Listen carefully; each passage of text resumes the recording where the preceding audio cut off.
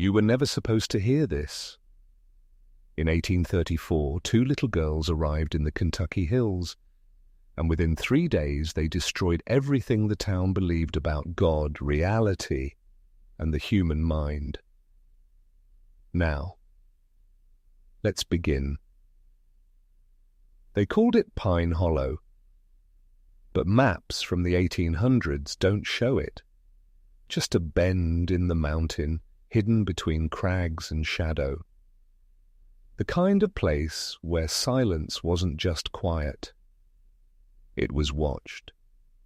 The town itself had no sheriff, no doctor, just 197 souls, one church, and a pastor whose only job was to keep the chaos of the world outside, where it belonged. But on November 15th, 1834, chaos walked in on 2 feet. The Morrison twins, 9 years old, identical down to the curve of their smiles. But the moment they opened their mouths, grown men trembled. Rebecca and Rachel. They didn't guess things. They didn't sense the future. They spoke it. Names, dates, sins, whispered in locked bedrooms. Affairs, buried bodies, missing children, words carved into coffins, long since rotted. They knew. And not in the way that makes for good stories, in the way that gets pastors to burn journals, in the way that drives doctors to drink and widows to scream in the middle of prayer. Every secret they spoke, proven, documented, verifiable. Now ask yourself, what kind of force moves through 2 children like that? The people of Pine Hollow thought they were witnessing God's wrath, but this wasn't divine. It was older, sharper, less interested in saving you, and more interested in exposing you. Because some truths don't come to heal. They come to divide, to burn the veil between the life you think you're living and the one that's watching you live it. This story isn't about religion, it's about control. And the ancient systems buried beneath the surface of faith, law, and science. Systems that don't protect you, they monitor you. You're not here being the accident. You've been led to this moment for a reason. But before you go deeper, understand, once this door opens, it doesn't close. Because after today, you'll never look at children or secrets the same way again. By the second day, the town wasn't afraid of the twins. They were afraid of what the twins might say next. It started with the church bell. At exactly 3:12 a.m., it rang 3 times. No wind, no storm, just sound cutting through blackness like a warning. When Pastor Elijah Worthing climbed the belfry, he found no intruder. Only the Morrison twins standing barefoot in the grass, heads tilted toward the moon.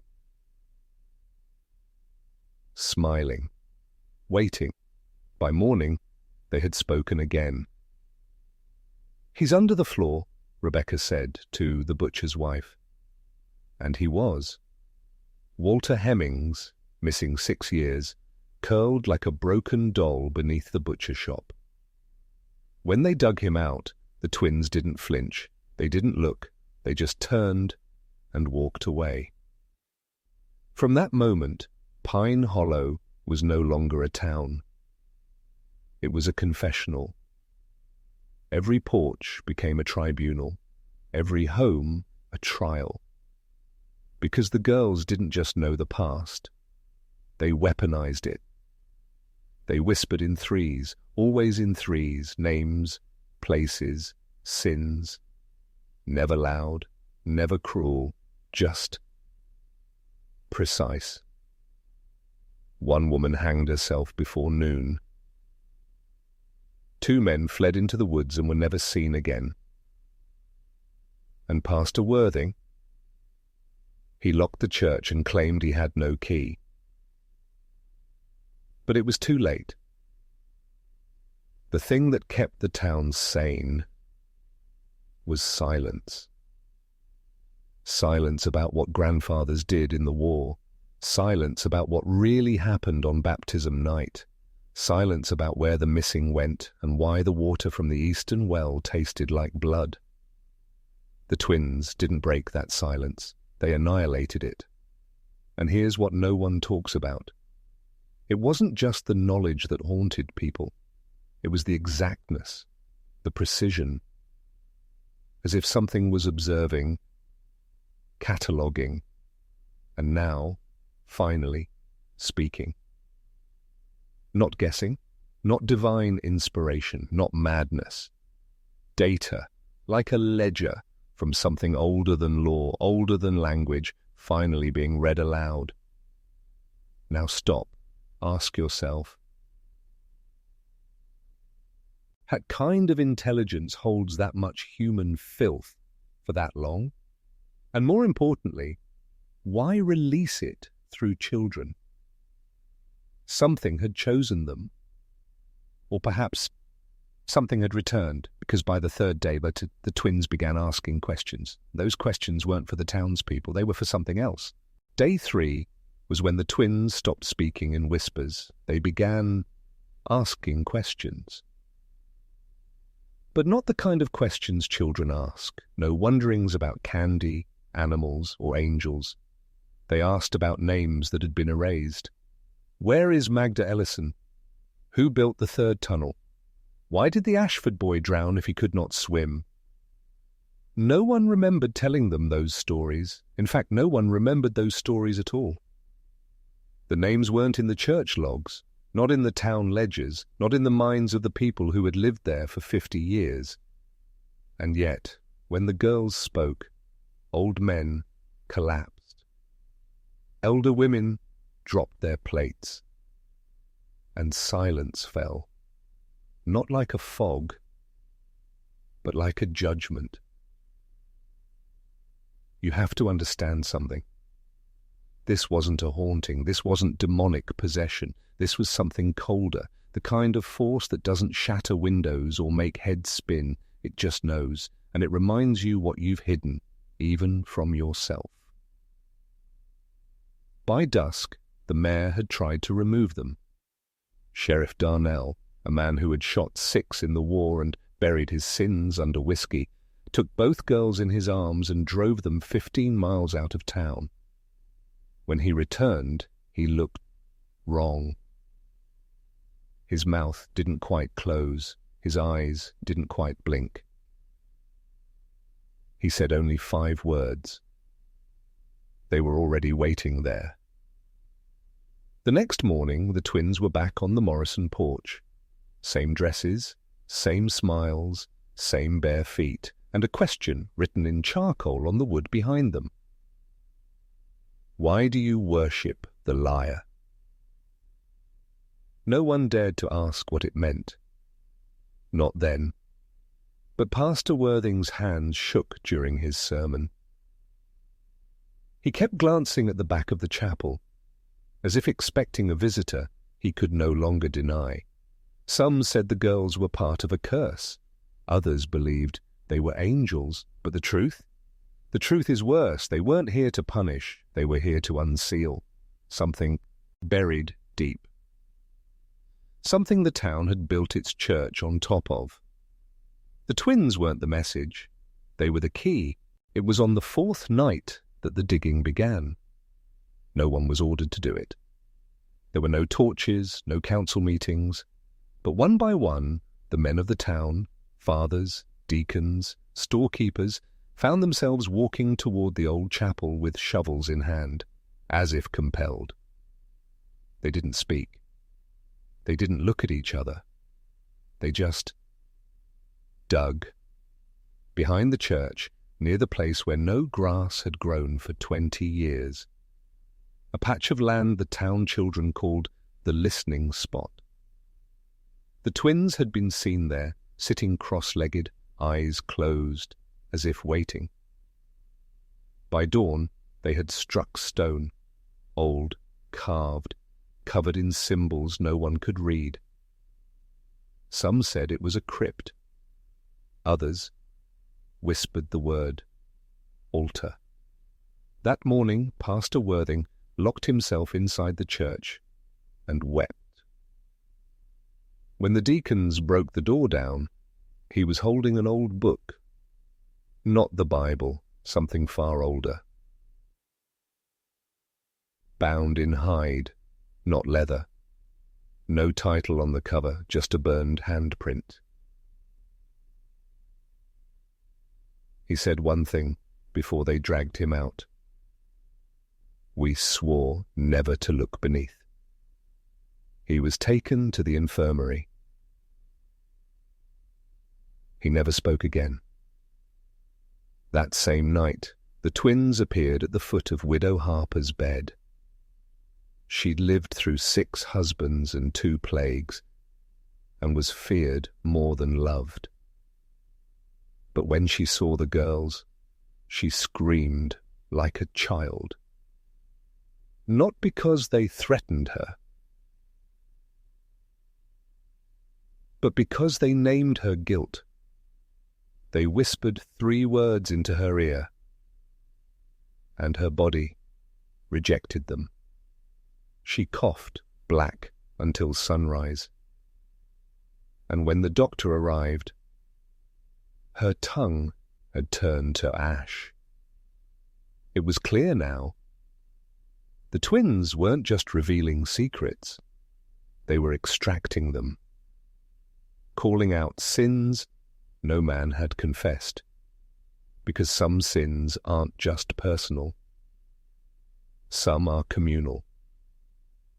And the town of Greywick had buried more than bones. When the stone was lifted on the 5th day, they found not a body, but a hollow chamber, lined with mirrors, and in those mirrors the men saw versions of themselves they did not recognize, or rather, did not want to. The twins stood at the edge and whispered again. This time no one asked what they said, because every man felt it in his spine. By the 5th night the town had lost sleep and shape.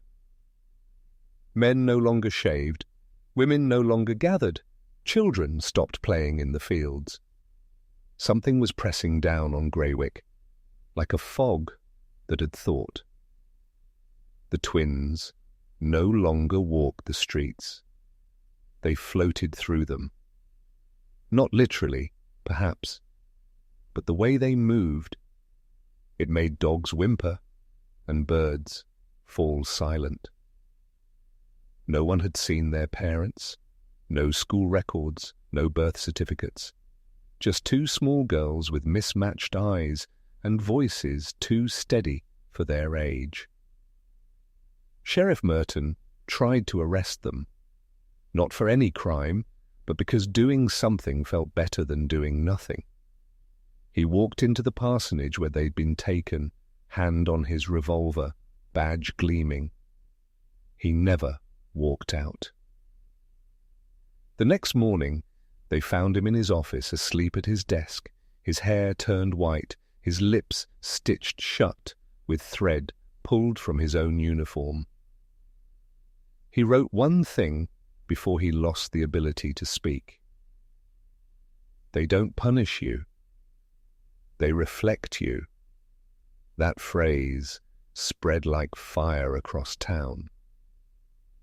And that's when the confessions began.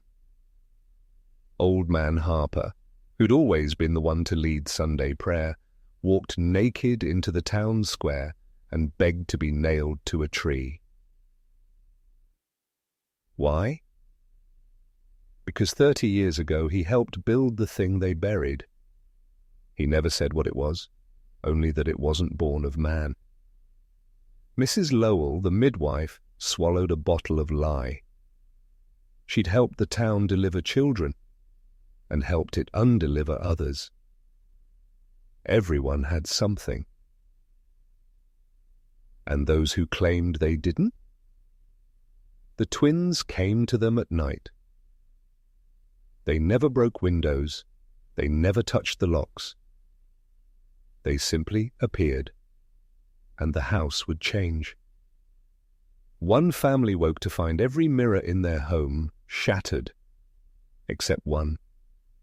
That one showed the entire family so.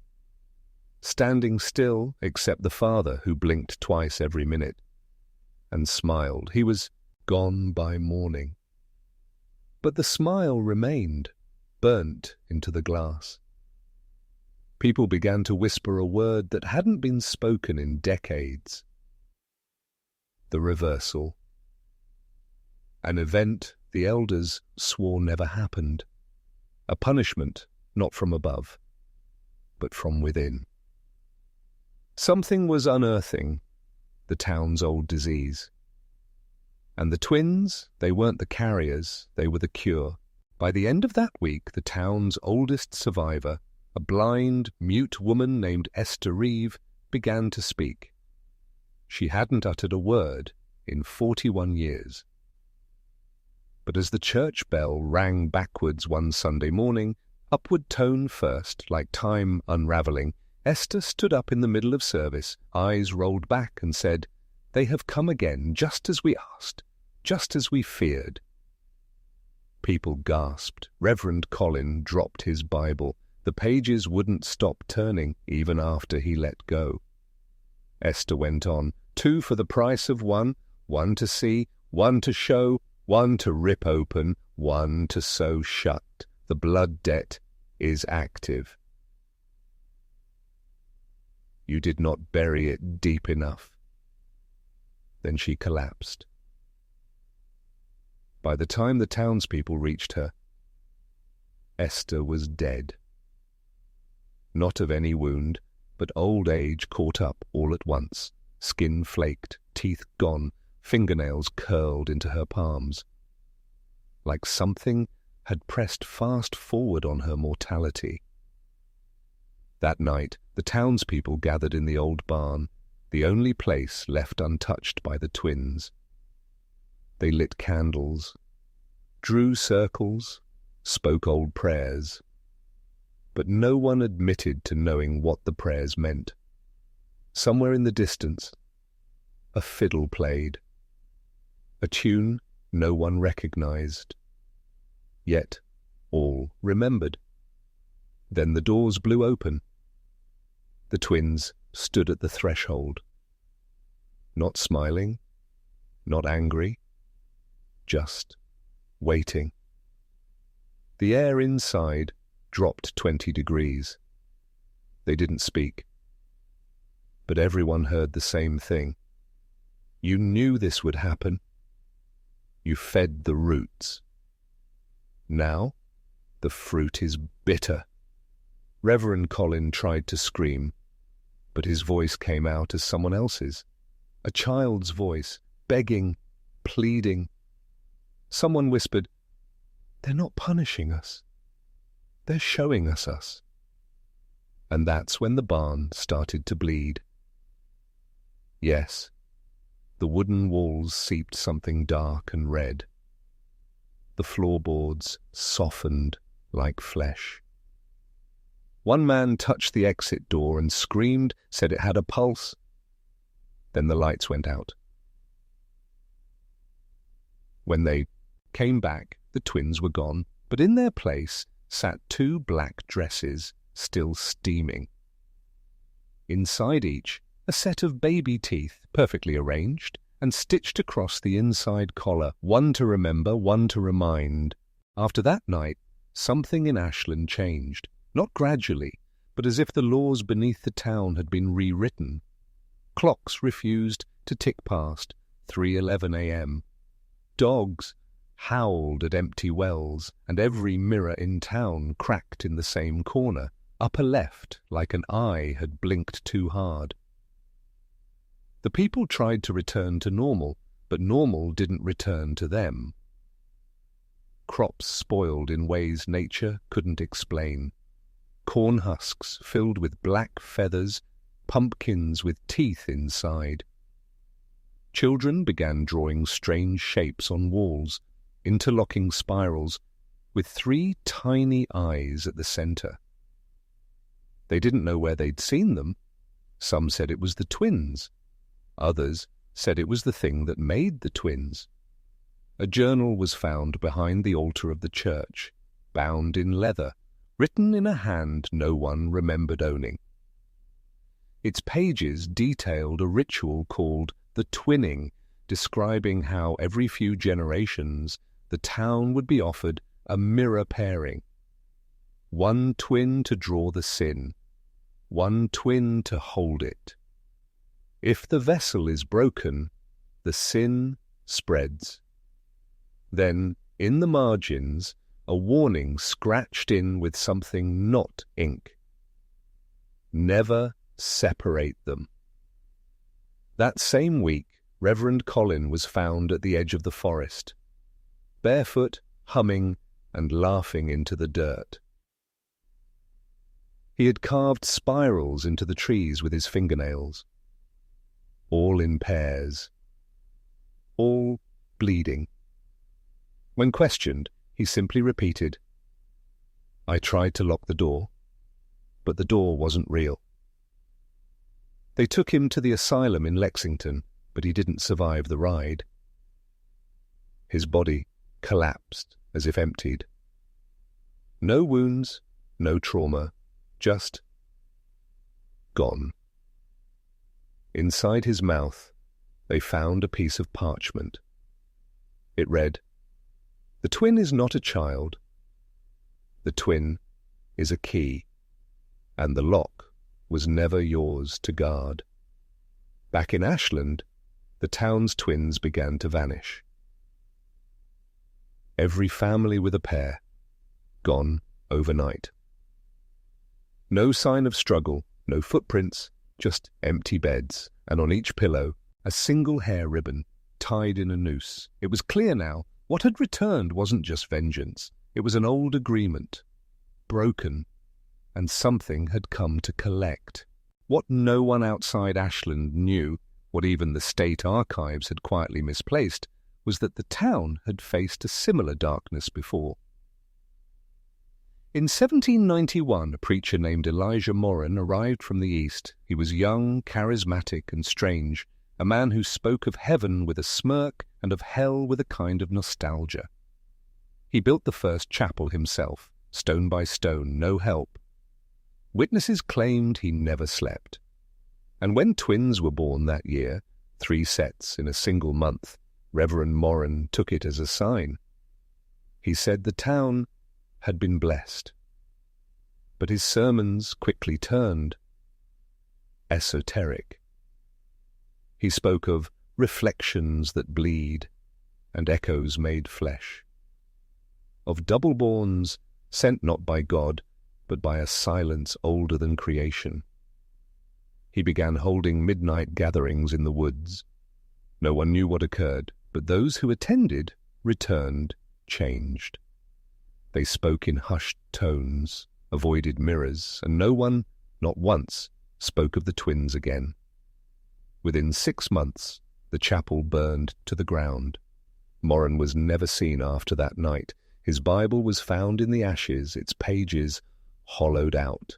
Inside, a single dried eye. Not human, not animal. The incident was buried. The town rebuilt. The children who survived were never quite right. But here's where it grows darker. That same dried-eye relic resurfaced in 1834 in the possession of Reverend Colin. He claimed he'd found it hidden inside the base of the pulpit, wrapped in a cloth that bled when touched. He had it studied, but every physician who examined the eye either went blind or vanished. One wrote a single note before losing his vision. This is not an eye, this is a memory, preserved and watching. From that moment on, Colin stopped preaching doctrine. He preached warnings, spoke of the cycle, the offering, the cost, but the town didn't listen. They were too busy preparing for the twins' 10th birthday, a celebration that never happened. Because the night before, the bells rang 13 times, and a man in a black cloak, no face, no shadow, was seen entering the twins' home. Only he came back out, and in his hand a mirror still dripping. The town woke to absolute silence. No birds, no wind, no dogs barking. Just a stillness that sat heavy on the chest like an omen. The twins' house stood wide open. Doors flung apart, curtains billowing, though there was no breeze. No one dared go in until midday, when Reverend Colin returned. He was pale, shaking, and his hands were wrapped in bandages, soaked through with blood. He said only one word: "Gone." The sheriff's men eventually entered the house. What they found was not a crime scene. It was something else entirely. No blood, no signs of struggle. Just a spiral pattern of ash on the bedroom floor, centered exactly where the twins' beds once stood. On the ceiling, burned into the plaster, were the words, "They saw themselves and saw too much." The mirror the cloaked man carried was found resting on the windowsill, shattered, but the shards were all facing upward, as if reflecting something that wasn't there. The search that followed was both fevered and futile. They dragged the river, tore up the fields, hired trackers from Tennessee who turned back halfway through and refused to speak of what they saw. Whispers spread that the twins weren't taken. They had been claimed, and that this was not the first time, nor the last. Reverend Colin was found days later in the chapel, kneeling before an altar of mirrors. He had gouged out his own eyes, murmuring, "They showed me what I couldn't forget. I saw the original face, before faces were made." He was locked away in an asylum 2 counties over. His final scribbled note read, "They are not 2, they are 1, divided by time, not by birth, and time always corrects itself." The note was signed not as Colin, but with a name no one recognized, E.M., Elijah Moran. As if something ancient had returned. That's when the elders of Ashland, those few still alive who remembered 1791, called a meeting. No minutes were kept, no records, but the following morning every mirror in town was smashed, and in the years that followed it saw no twins were ever born again. But one thing did start to happen. People began vanishing, always in pairs, always near reflections. You don't track this kind of disappearance with numbers, you track it with silence, with how often people stopped saying certain names, with how houses sat untouched, covered in dust, doors always locked, yet never sold. You track it in the way folks began turning mirrors to the wall. 2 school teachers vanished in 1837, a brother and sister in 1841. By 1849, even U.S. Marshals avoided the region unless absolutely necessary. What they all had in common? The moment before they vanished, someone saw them near a mirror, window, or body of water, something reflective. They were seen staring at it, but not at themselves, through themselves, as if something on the other side had finally answered back. A scholar from Ohio, Dr. Lucian Hale, arrived in 1852 to investigate. He believed in cognitive convergence theory, the idea that identical thought patterns could tear holes in time if repeated often enough. He said the twins might not have been special at all. It is not what they were, he wrote, but what they were taught, the songs, the mirror games, the phrases, rituals disguised as childhood rhymes. That's how you plant a code into a child. His final theory, the children were not victims. They were the key. He left town after only 7 days, refusing to discuss what he'd found beneath the twins' floorboards. Some say it was a second mirror, still intact, reflecting something not of this world. Others say it wasn't a mirror at all, but a blackened pool of water fed from beneath the house by an underground spring. The spring has never been found. But rumors claim a man returned in 1860 with equipment and vanished the next morning, leaving behind only his compass, spinning in every direction at once. What was once dismissed as madness began to take shape as something far worse. An intelligence. Something that had waited until the children said its name. Whatever E.M. had known, whatever Elijah Moran had tried to erase, it was back, and it was no longer content to be seen. Now it wanted to cross over. Through the children, through the mirror, through us,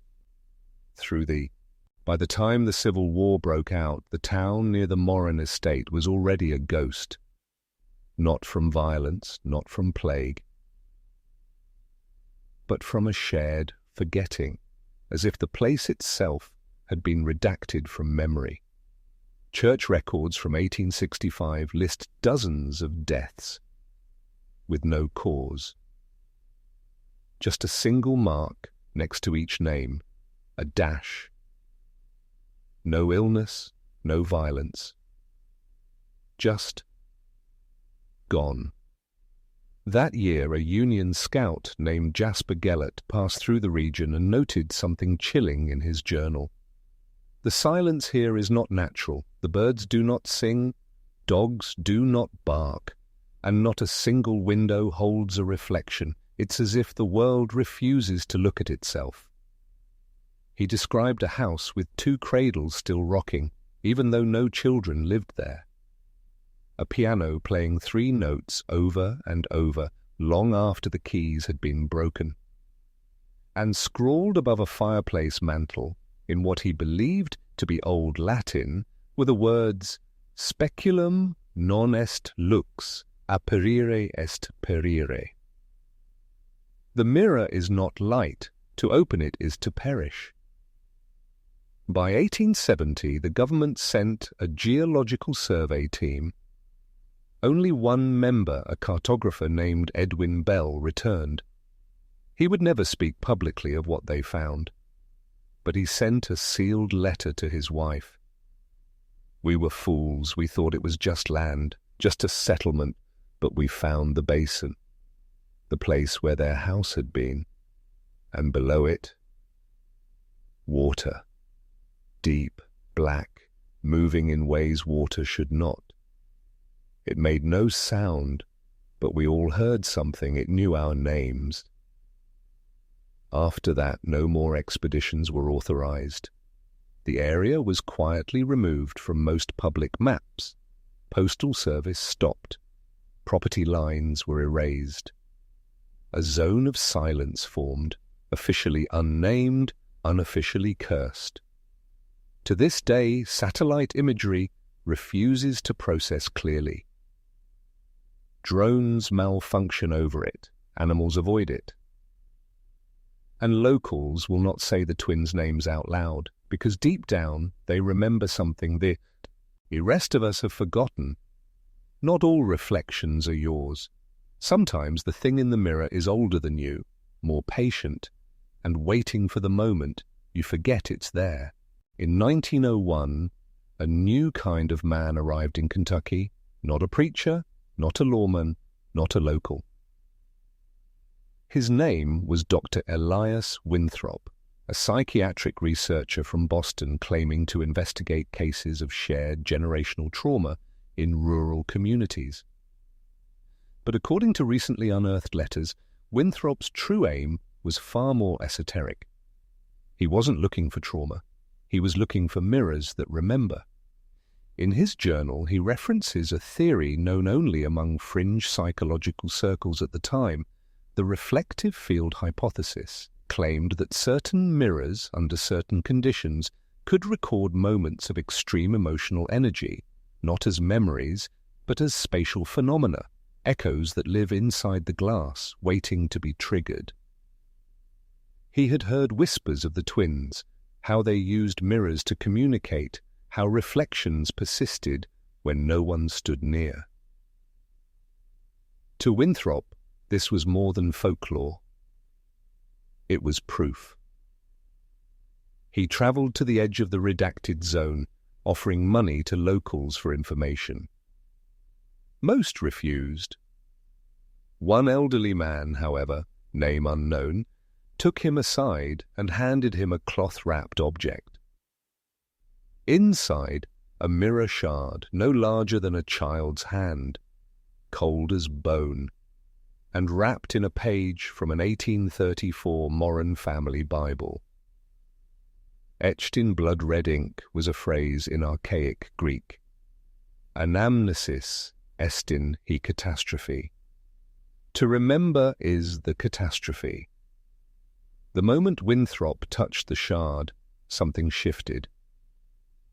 His writing became erratic, his sketches, once scientific, turned primitive. Screaming faces, reversed anatomy. A child with two faces and no eyes. Witnesses say he spoke in backward sentences during sleep and wept in front of any mirror. And then, one night, he disappeared. No sign of a struggle. No note. Just his clothing on the floor, and the mirror shard perched upright, balancing on its edge. As if placed there, deliberately, a single message was found. Scrawled on his cabin wall in soot. They do not live in glass. They live in the space behind the moment of seeing. No one has decoded it fully. But every few years, someone in the region reports the same thing. A reflection that smiles before you do. Or worse, one that doesn't smile back at all. If the legends are to be believed, then something inhuman was born in those woods in 1834. Not just two children, but a mechanism, a device of perception, a loop. Locals now refer to the area where the Moran estate once stood as the Hollow Gate. No map marks it, no trail leads to it, but if you follow the birds, watch which direction they refuse to fly, you'll find it. And when you do, you'll know. The trees grow in a spiral. The wind spins inward. And at the center, the silence is so complete you can hear your own heart thinking. That's where the twins were last seen. But here's where things get darker. In 1978, a documentary crew from Louisville attempted to investigate. Funded under the guise of a rural folklore study, they carried reels of film, EVP recorders, and an obsession with debunking the story. They lasted 3 days. What they captured before the film burned mid-development was described by a surviving assistant as a recursive event of visual violence. One twin appeared to walk forward while the other walked backward into the same body. When they touched, the camera glitched. The final frame recovered showed the crew member filming himself, but his reflection, caught in a metal thermos, was staring directly at him. That reel was confiscated by men in unmarked uniforms the following day. not military, not police. They carried leather cases and never blinked. 3 members of the team were hospitalized for catatonic mutism. One of them, nurse reports say, kept repeating a phrase with her eyes closed. I saw my face, and then I saw the thing wearing it. Ever since that failed expedition, stories from the region have become more specific, more ritualistic. People don't go missing randomly. They go missing on the day they remember something they were told to forget. No signs of struggle, no trails, just the echo of a twin whisper. Sometimes eared through mirrors, sometimes heard in your own voice. It's as if the twins never died. They just rewound, and they're still playing out the same scene, looking for anyone foolish enough to watch it all the way through. The deeper you study the twins, the more you realize this was never just about a haunting. This was about a doorway. A loop, yes, but also a design, a sentient intelligence embedded in a bloodline, a region, and a symbol. And that symbol, it wasn't a cross, it wasn't a cult. It was a double helix, etched in the bark of trees, carved in the Moran barn beams, and mirrored in the skeletal posture of the twins in their final known drawing. They weren't born possessed. They were born as keys. And Kentucky, for all its quiet wilderness and rural innocence, has always hidden something beneath the surface, beneath the coal veins, beneath the church hymns, beneath the carefully rewritten records of the 1834 census. That year, there were 2 names struck from the birth rolls. They weren't listed as infants, they were listed as unclassifiable entities. No birth weight, no physician signature, just coordinates, and a Latin phrase, per duplitem speciem transitum. Through the twin form, the crossing. The Moran family had been tasked with one thing for generations, containment. But something went wrong. A gate was opened, not sealed. And what came through wasn't a demon or a ghost, it was a principle. Something that infects understanding. Every person who's tried to document this story has gone missing, gone mad, or gone inward, speaking in mirror language, repeating things they've never learned but always seemed to know. This isn't about the twins anymore. It's about the system they belong to, a self-replicating system of symbols, timelines and consciousness, a parasitic myth that spreads through attention. It doesn't kill you. It rewrites you. It replaces your memories with possibilities. And then, like the second twin always did, it watches you from behind, waiting for you to realize, well, you've become part of the story. Why do you think so many researchers vanish without trace? Why do you think so many locals stop talking after a certain point in the tale? Because the moment you understand what the twins really were, you invite their gaze, and once they see you, you're already on the path to the hollow gate. The hollow gate isn't marked on any map, but it's real. It's not a place you find with your feet. It's a pattern you unlock with your mind. In 1952, a cartographer working for the U.S. Geological Survey was assigned to chart the old Moran property, an area long abandoned, legally erased, and surrounded by the kind of silence that locals don't break. Within 2 weeks, he quit the agency, disappeared from public life. When his grandson finally tracked him down, he was living in a basement apartment, walls covered in spirals and phrases like, not a place, an equation. He never spoke above a whisper, except once. They dreamed it into being, he said, and now it dreams us. That's the hollow gate. Not a portal, a reflection. It exists where patterns meet. Trauma, twins, recursion, silence and belief. The more you understand, the closer it gets. Not physically, conceptually. The Moran twins weren't the first to pass through it, but they were the first to come back. Incomplete. Because what the hollow gate does isn't transportation, it's translation. It takes what you are, disassembles it across infinite timelines, and lets something else pick up the pieces. Something that wears your memories, your voice, even your smile. But inside, it's just echoes. And that's what the older twin became, a beautiful imitation of something once human, once whole, but now hollow.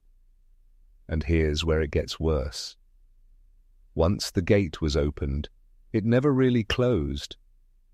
Others have seen it, felt it, dreamt of the endless hallway, the static hum, the mirror at the end that doesn't reflect you, but shows your double standing behind you, not moving, not blinking, just waiting. That's why the twins couldn't be separated. Because one was the anchor and the other was the echo, one born from flesh, the other born from pattern. If you've listened this far, you're already on the edge. Not because you believe, but because something is listening back. And the hollow gate? It opens easiest for those who think they're only observers. There's one last detail, the kind everyone forgets until it's too late. In 1834, when the physician finally fled the Moran property, he left behind his journal. It was recovered in 1902 by a land surveyor who went mad 6 months later and was institutionalized for writing endless numbers on the walls. When translated, the journal revealed a chilling final entry. The younger twin is gone, the older twin watches me while I sleep. Her reflection moves when she does not. The house breathes now. The house breathes now. Not metaphor, not madness, a warning. The structure on the Moran land had changed. Witnesses in the early 20th century described rooms that shifted positions overnight, doors that reappeared, hallways that led nowhere by daylight, but somewhere else by night. And most disturbingly, they all agreed. The upstairs nursery had no windows, yet was always lit by a cold silver light. Like moonlight, without a source. That nursery is where the twins were last seen. And even though the house is long gone, burned to ash in 1946, people still hear the lullaby at night. A melody no one remembers learning, but everyone knows how to hum. What happened in 1834 wasn't an isolated event. It was a seed, planted in the mind of a child, nourished by silence and watered by ritual. The kind of ritual that didn't need candles or Latin or blood. Just two children, a mirror and faith. Faith in what? In return, because something came through the hollow gate. And it didn't come alone. It came with knowledge, a map hidden in genetics, in dreams, in recursion. Some say it's waiting for a convergence, a moment when enough people know the pattern, when belief becomes mass, and mass becomes gravity. And gravity pulls things back. That's why the names appear on walls, why some twins never speak, why some mirrors fog only on one side. It's happening again, and now you know, which means it knows you. So tonight, when the room goes quiet, when your reflection feels just a second out of sync. Don't look away. But whatever you do, don't hum the lullaby.